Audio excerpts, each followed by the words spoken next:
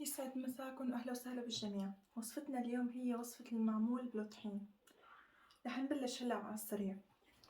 بنحتاج 1.5 كيلو طحين ونصهم سمنة.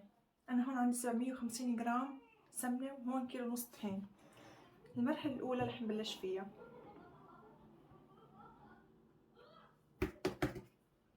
هاي الطحين، هاي السمنة. انا هون استخدمت السمنة الحيواني، سمنة الحلوب. هلا بنعجنهم مع بعض.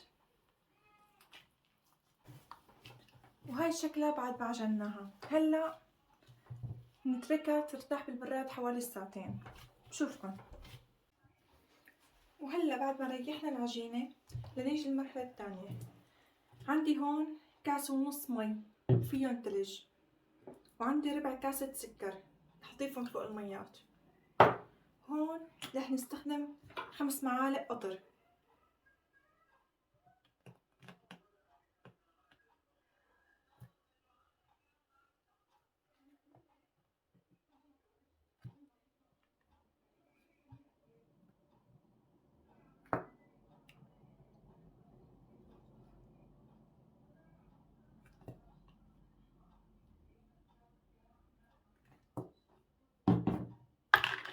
بنحركهم مع بعض.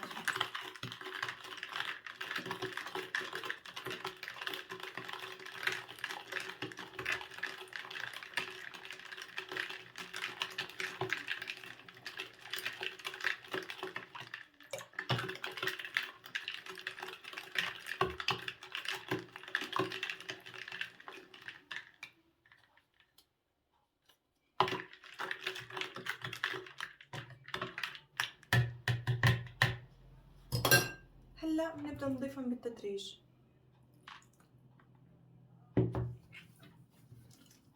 ونصير ناخد العجينة بأطراف أصابعنا شوي شوي، ما بدنا نعجنها عجين، بس لحتى تشرب المي.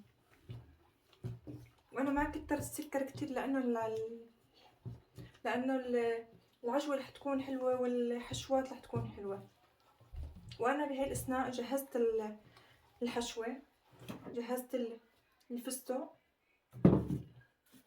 والعجوة حطيت لها بس معلقة سمنة وشوية قرفة. والفستق الحلبي حطيت له شوية قطر ومعلقة سكر ناعم ومعلقة سمنة وماء زهر.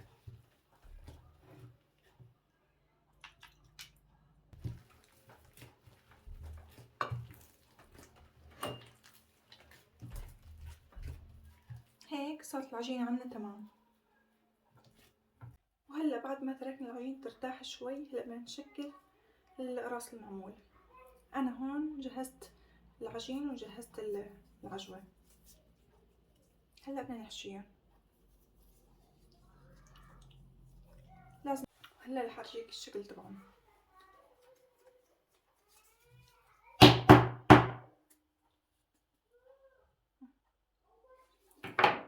هاي الصينية صار جاهزة. هلا بندخلها على أول رف من فوق على أعلى درجة بالفرن.